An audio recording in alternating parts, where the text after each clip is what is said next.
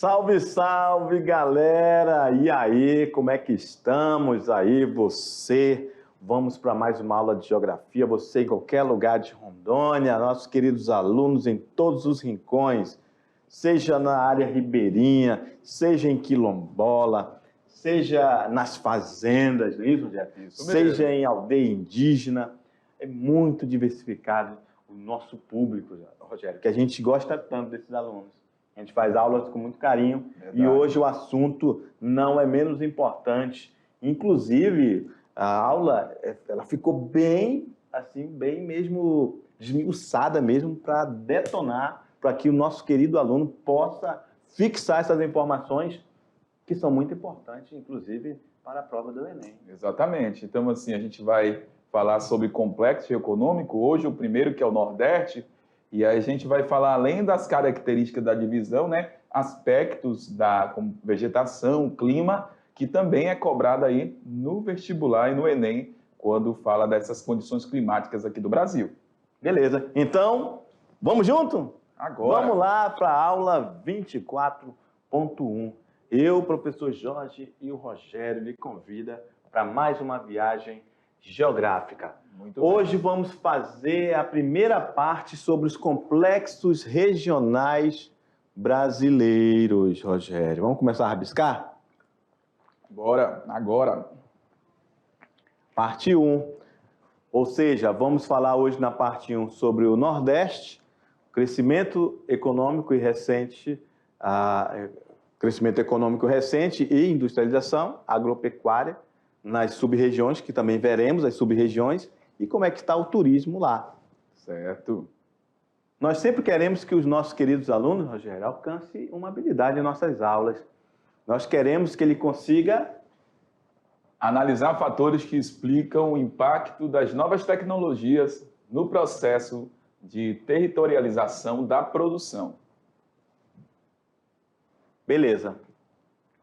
Bem, nós temos aí os 3 complexos regionais, ok?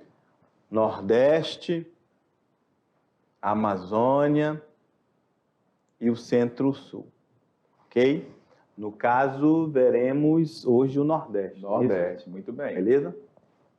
E esses complexos, eles foram criados a partir da regionalização realizada por Pedro Pinchas em 1967. Pedro Pinchas é um geógrafo e nesse contexto da regionalização, ele utilizou 2 critérios para dividir o espaço brasileiro, o geográfico e o econômico. Cada região forma determinado conjunto, no qual as características naturais, sociais, econômicas, culturais e históricas se interrelacionam, possibilitando diferenciar um conjunto regional do outro. Isso mesmo. Vamos lá, a gente está falando aí sobre essa questão da regionalização, né? Quando a gente tem a determinação aí de regiões, né? Que são partes menores. Exatamente. Então, quando a gente fala a questão natural, a gente está falando da questão geomorfológica, né? Estamos falando da questão climática, Isso mesmo. Estamos falando de solo, de vegetação, que está tudo interrelacionado, interdependente e totalmente conectadas. É isso, Rogério? Muito bem. Que este clima vai interferir nisso tudo. Beleza? Beleza, falou tudo. E, inclusive, essas questões climáticas que intervêm na vegetação, no solo, também vai interferir e vai estar ligado ao modo de viver das pessoas nestas regiões. É isso, Rogério? É isso, porque aí se a pessoa, por exemplo, está numa situação, numa área de uma situação climática favorável, certamente ela vai ter uma condição maior de produção, né, professor Jorge? Isso. Então, clima, solo, tudo interfere aí nessa dinâmica. Então, nós temos aqui um mapinha sobre os 3 complexos geoeconômicos do Brasil, que é a Amazônia, representada aí, né, pelo verde, né, professor Jorge? Isso. O Nordeste, pelo amarelo, e o Centro-Sul. Só lembrando que já falamos nesse mapa, quando trabalhamos um conteúdo agora recente sobre regionalização do Brasil. Falamos que dentro dessa regionalização, Pedro Pinchas, ele não vai respeitar os limites, né, as divisas dos estados brasileiros. Ele agrupou esses 3 complexos com características semelhantes, né, na questão do desenvolvimento e também nas questões naturais. Isso. Então, pegando um trenzinho aí que você falou, vamos fazer uma abordagem do que você falou olhando para o mapa. Vamos lá. Olha só, essa área aqui, Rogério, do Mato Grosso, ela tem características de Amazônia. Essa parte de Tocantins também. Essa parte do Maranhão também. Muito bem. Aí explica o que você acabou de falar. Isso características mesmo. Naturais semelhantes. E até mesmo o desenvolvimento dessas áreas, por exemplo, quando a gente vê aqui o Maranhão, essa parte que está na Amazônia, o desenvolvimento dessas regiões é bem mais parecido com a região amazônica. Por isso que Pedro Pincha deixou o oeste do Maranhão na Amazônia. Sabemos que o Maranhão é um estado nordestino, né, professor Jorge? Então, por isso que está falando que não respeita os limites, as divisas de cada estado. E, por exemplo, aqui a gente consegue observar também Minas Gerais, parte do sul de Minas, região central, ligada aqui à região lá do centro-sul do Brasil. Essa região que, dentro da regionalização de Pedro, é uma área mais desenvolvida, mais estruturada. E o norte de Minas, com características naturais e econômicas mais parecidas aí com o Nordeste. Beleza, perfeito. Então, o Nordeste ele compreende uma área de aproximadamente 1,5 milhão de quilômetros quadrados. 18% do território brasileiro, com 57 milhões de habitantes, dados esses de 2019. Isso mesmo. É a segunda região brasileira mais populosa. Dos 3 complexos regionais, é o que apresenta a maior extensão litorânea, estando muitas de suas principais cidades e capitais localizadas no litoral ou próximo a ele. E só uma observação em relação ao Nordeste, que a gente encontra aí, ó, a segunda região brasileira mais populosa. A gente está falando de número de habitantes, né, professor Jorge? Como está falando aí. E também dentro do complexo do Nordeste, principalmente na faixa litorânea da Zona da Mata, a gente vai encontrar uma grande concentração de pessoas. Então, a gente vai certamente encontrar espaços densamente povoados, que é a densidade demográfica. Beleza. Tem a maior quantidade de estado do Brasil, a região Nordeste. Temos aí Alagoas, Bahia, Ceará, Maranhão, Paraíba, Pernambuco, Piauí, Rio Grande do Norte e Sergipe. Então são 9 estados, Rogério? 9 estados. Com suas respectivas capitais. Isso mesmo. Beleza. Ele tem, o Nordeste, sub-regiões. Pode ser dividido em 4 sub-regiões, de acordo com critérios naturais interligados com a organização do espaço. Ótimo. Então, essa regionalização de sub-regiões do Nordeste está mais ligada a critérios naturais. Então, Rogério, neste momento, nós vamos desmistificar a ideia que muitos jovens têm, ou até muitos brasileiros isso mesmo, têm do Nordeste, que pensa que Nordeste é só seca. Tudo árido, né? Tudo semiárido, terra rachando, muita pobreza, muita gente passando fome, falta de água, falta de chuva.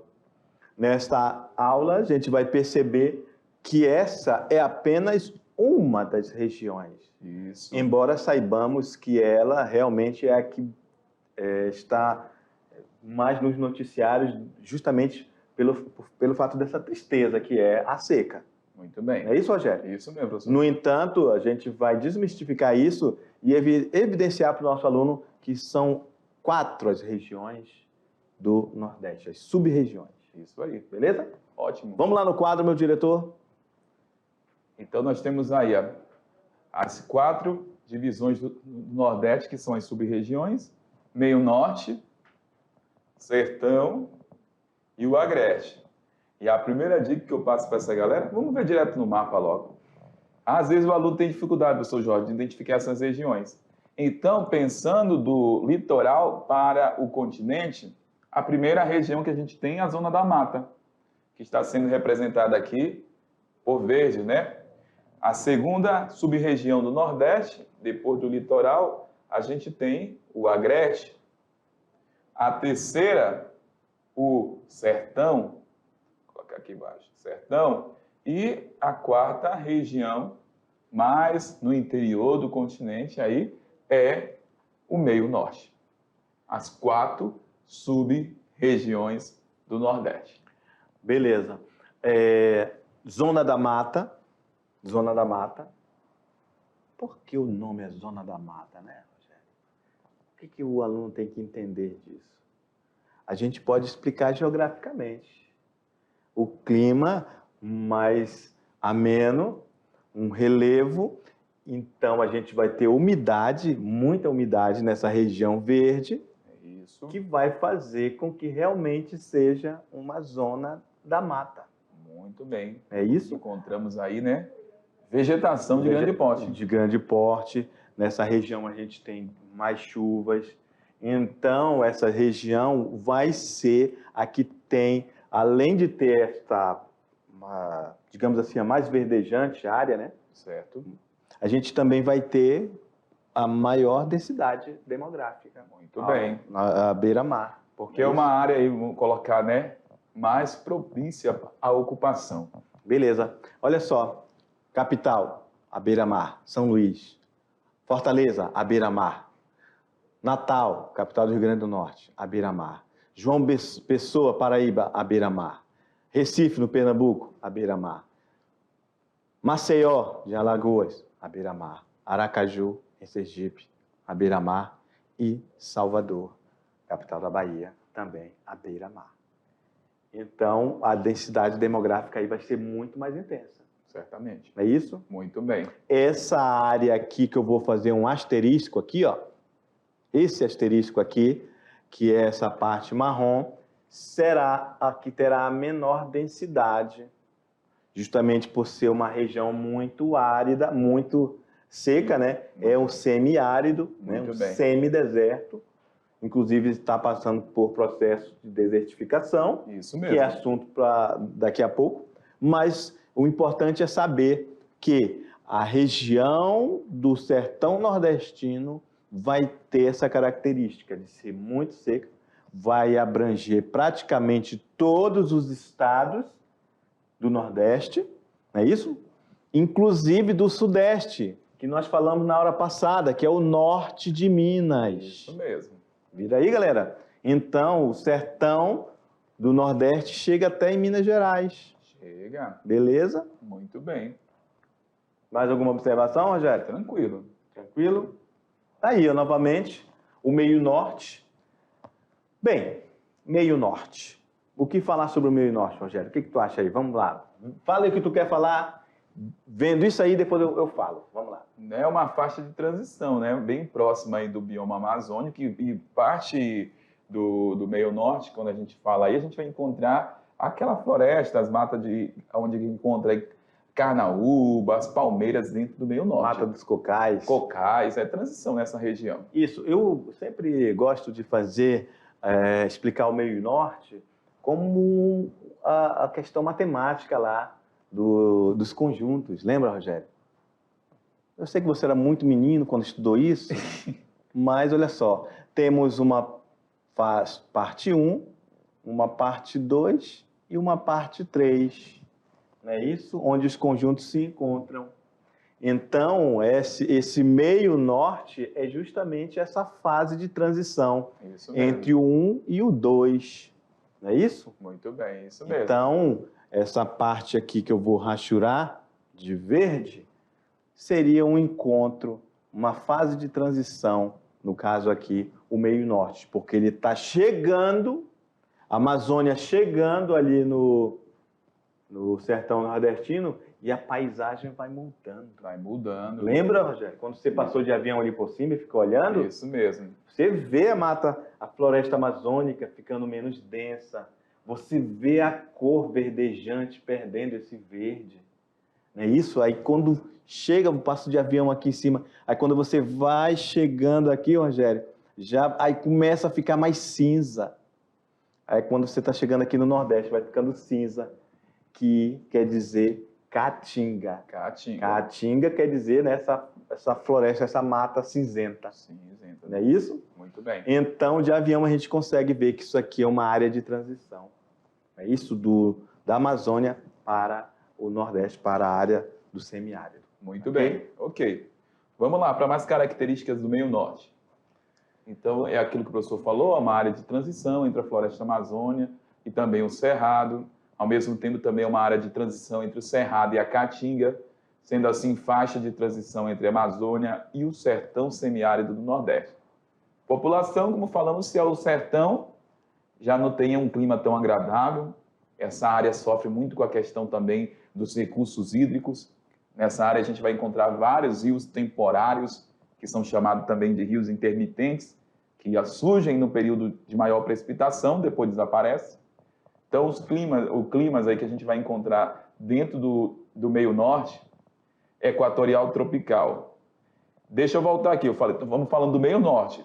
Essas informações que eu falei agora em relação a rios intermitentes é dentro do sertão semiárido. Nessa região do meio norte, nós iremos encontrar, galera, ainda rios que garantem a sustentação dessa fauna e vegetação. Então, a vegetação que a gente vai encontrar aí, como falamos há pouco, é o cerrado e mata dos cocais, principalmente carnaúba e babaçu. Exatamente. E babaçu é uma palmeira. Palmeira, né? Não é isso? E lá tem muita palmeira de babaçu, Rogério. É muito mesmo. Isso mesmo. O índice pluviométrico relativamente alto, sobretudo ao oeste. Ok? Isso ocorre pela movimentação da massa equatorial atlântico, chamado MEA. MEA. É isso? Isso mesmo. A economia ela se baseia no extrativismo vegetal e na agricultura, babaçu, arroz, algodão e cana-de-açúcar, diminuindo mais ainda utilizando boias frias.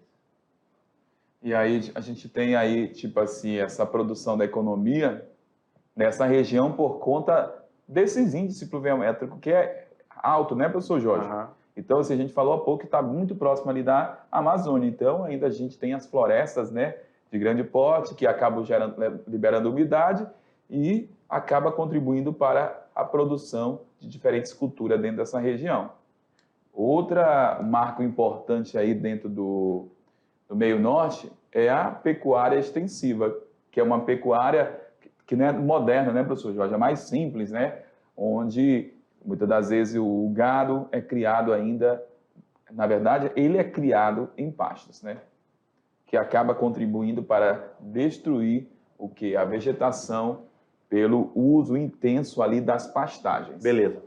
Então, quando eu falei aqui da economia e que está diminuindo o quê? A utilização das pessoas chamado boias frias. Isso mesmo. Que embora esteja diminuindo, ainda é utilizado a mão de obra boia fria. Muito bem. Principalmente na agricultura do arroz, algodão e cana-de-açúcar. Beleza? Nessas vem diminuindo, porque quando a gente fala aí do babaçu, né, ainda é uma produção ainda bem rudimentar, né, que é um extrativismo vegetal, né, a colheita do babaçu. A pecuária é extensiva e rudimentar, ok? Então, isso quer dizer que subentende-se que é uma pecuária com baixo valor técnico, poucas técnicas avançadas na sua forma de criar os animais lá, ok? Isso aí. A destruição, está havendo destruição na vegetação, principalmente pelo uso para pastagem do gado, ok? Ok. Ovinos, caprinos. Vamos lá. Outra região, agora sim, é o sertão nordestino.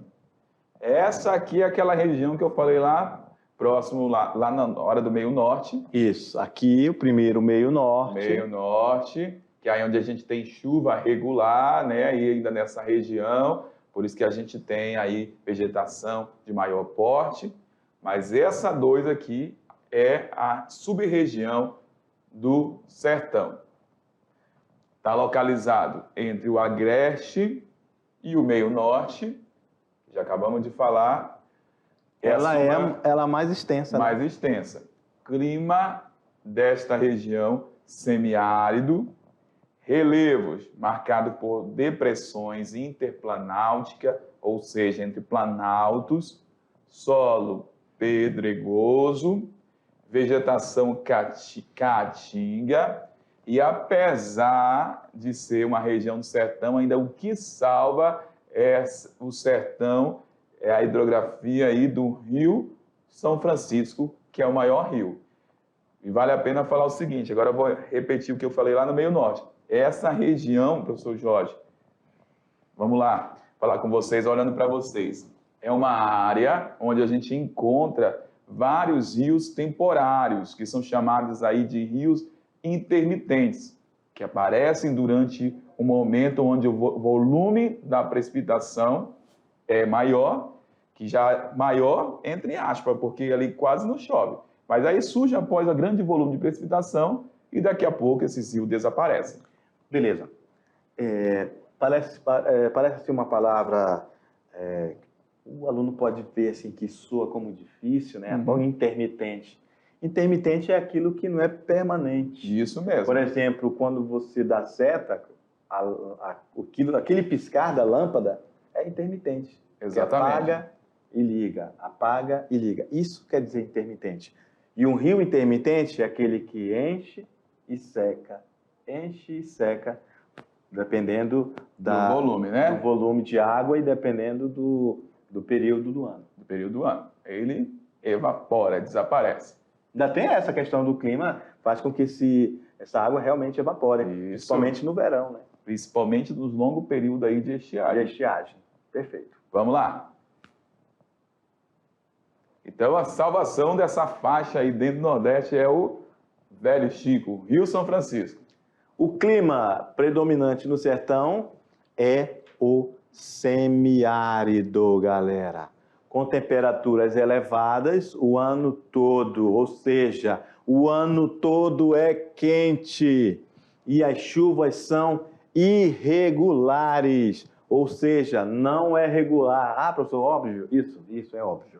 Então, chuvas irregulares quer dizer que você não pode contar com ela. Isso mesmo. Ok?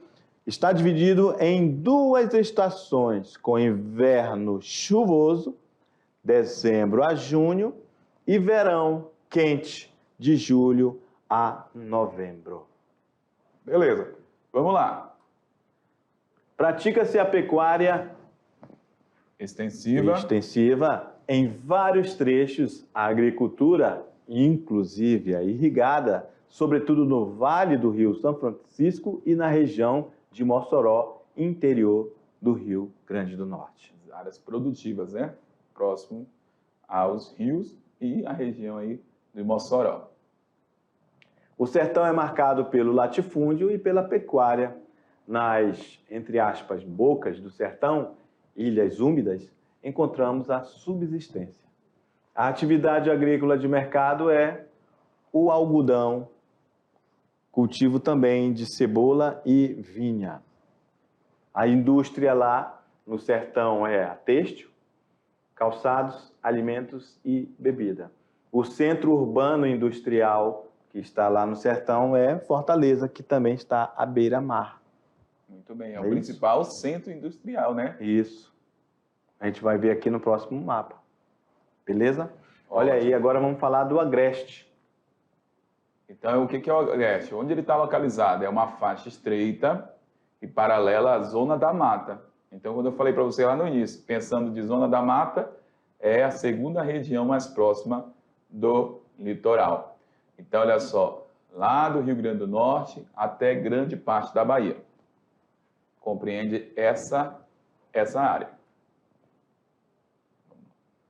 O Agreste, características. É uma área de transição, novamente, a palavra transição aí na parada, é isso, entre a zona da mata e o sertão. Ou seja, essa zona da mata verdejante, antes de chegar lá no sertão, semiárido, com principalmente aquelas vegetações xerófitas, não é isso? Isso. Vai ter aí o Agreste, que vai ser essa área de transição, ok? Estrutura-se diversas cidades importantes, Campina Grande, na Paraíba, Caruaru, em Pernambuco, Arapiraca, em Alagoas. É centro abastecedor de diversos produtos agropecuários para os grandes centros da zona da mata. Os produtos agropecuários lá são monocultura de fumo e soja, além da criação de caprinos e ovinos. Vamos mais. E Agreste agora com a economia. Então, a economia do Agreste, nós temos aí até uma diversidade. Indústria de têxtil, né, que vai ser a indústria aí de tecidos, pecuária de roupas, vestimentas, pecuária leiteira e também a pecuária de corte, o turismo e a avicultura são as principais atividades econômicas do Agreste. Cidades comerciais mais importantes, a gente tem Campina Grande, Feira de Santana e Caruaru. Caruaru tem aí as suas indústrias de têxtil, de roupas, bem intensa aí na região do Agreste, no Nordeste. A zona do Agreste também fornece mão de obra para a zona da mata no período do corte da cana-de-açúcar. É aquela situação que a gente falou há pouco, né? Desses trabalhadores que trabalham de forma sazonal, só no período do plantio ou da colheita. Então a galera sai lá do Agreste, principalmente no momento onde ele não consegue produzir, e vai trabalhar lá na zona da mata, onde está acontecendo ou o plantio ou a colheita da cana-de-açúcar. E a nossa quarta sub-região nordestina é a zona da mata. Certinho, identificando aí a localização. Que esta zona da mata aqui é essa que é praticamente aqui está a beira-mar. Explicamos que essa região tem muita umidade Isso mesmo. do mar, não é isso? Muito bem. Que proporciona que essa região seja mais úmida, proporcionando um tipo de vegetação diferenciada. Não é isso, Rogério? Beleza, é um tipo de solo também diferenciado. Beleza. Faixa litorânea do Nordeste, que se estende do Rio Grande do Norte até a Bahia, passando pelos estados da Paraíba, Pernambuco, Alagoas e Sergipe. A faixa corresponde à zona da mata, tem entre 100 e 200 quilômetros de largura, da costa até o Planalto da Borborema. Primeira região explorada pelos colonizadores. A Mata Atlântica foi muito devastada e também a zona da mata é a mais urbanizada e povoada do Nordeste. Ou seja, a gente tem aí a maior parte das pessoas morando dentro das cidades, na zona da mata, e uma grande concentração populacional. Exatamente. E aqui já estamos falando até de outro bioma, levado por essa mudança que nós temos lá na umidade do ar. Muito bem, que é a Mata Atlântica, né? Então a gente tem... E essa região sofre muito aí, porque se a gente for analisar, boa parte das suas áreas de formação de vegetal já foi destruída, devastada, primeiro pelo início da exploração dos colonizadores e depois nós tivemos aí o processo dessa urbanização mais intensa. Então, o que era floresta tornou-se o quê? Cidade. Então, a gente tem aí também uma grande devastação da Mata Atlântica dentro desse complexo. 6 das 9 capitais estão na zona da mata. 6 das 9 capitais nordestinas. São elas: Natal, João Pessoa, Recife, Maceió, Aracaju e Salvador. Ok? Ok.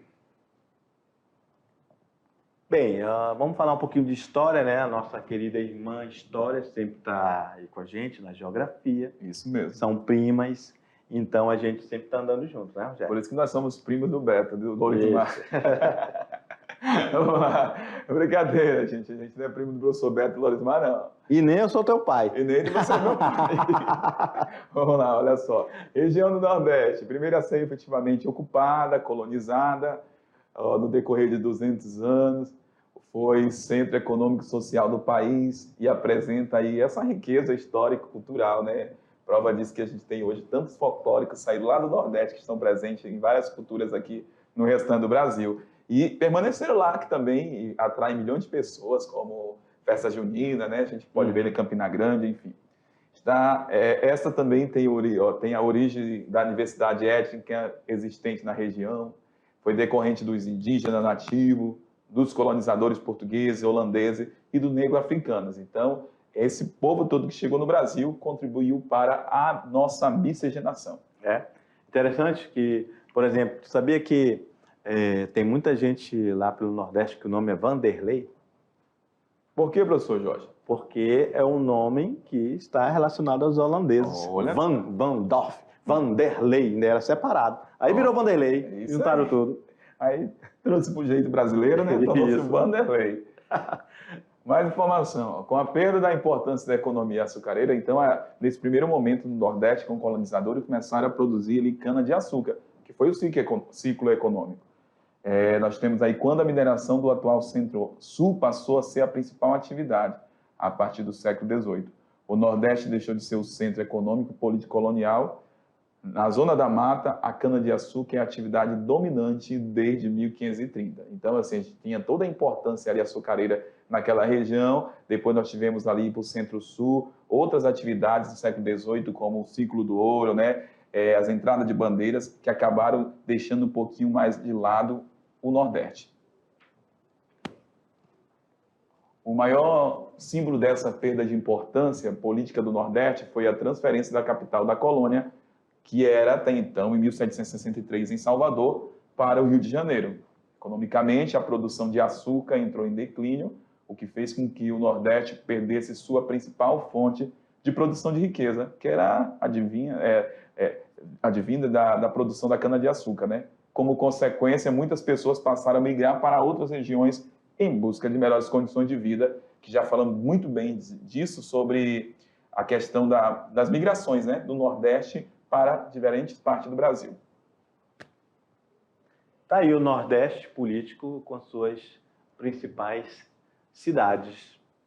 Beleza? Então temos ali o Maranhão, isso já é um mapa político atual. Não é isso, Rogério? Como se encontra? Neste mapa, galera, nós estamos vendo cores. No entanto, eu quero que vocês compreendam que nós estamos vendo ele, não estamos vendo as questões das regiões, né? Nós não estamos vendo as sub-regiões, nós estamos vendo ele político, ok? Muito bem.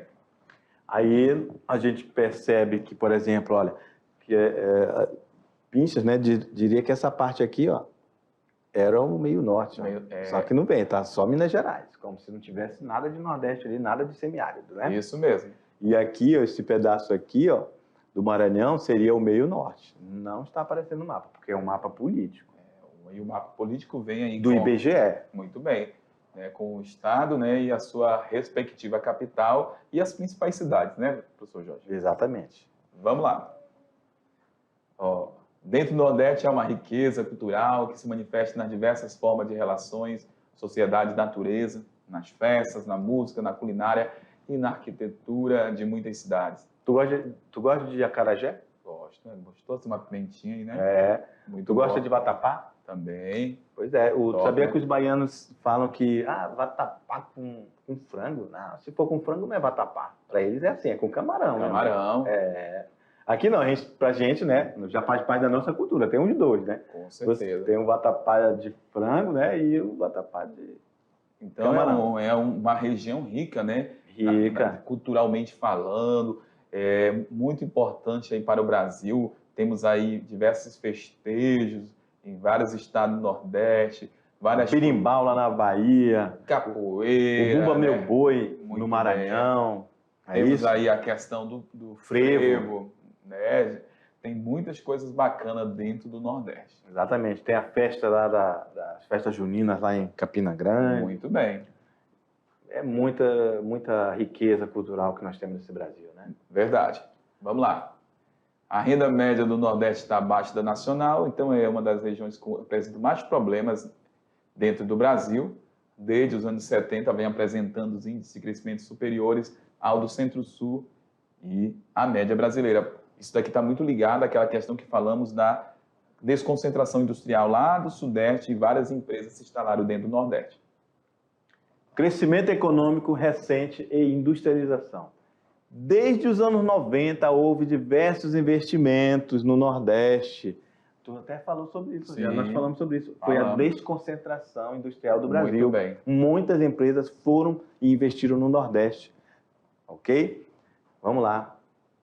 Apesar do crescimento econômico recente baseado na industrialização, a pobreza ainda afeta milhões de nordestinos.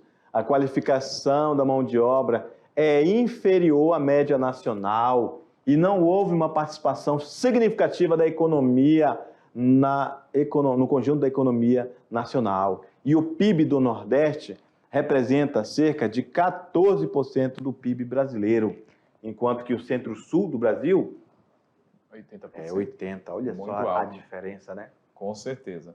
Vamos lá? Temos aqui os polos industriais, as principais indústrias do Nordeste. Isso aqui é mais para você entender que tem indústria, né? E quais são as áreas. Por exemplo, Salvador tem aí petroquímico. A gente vai encontrar esse polo em Camaçari. Dentro de Salvador a gente encontra a maior concentração industrial, inclusive aí automobilística.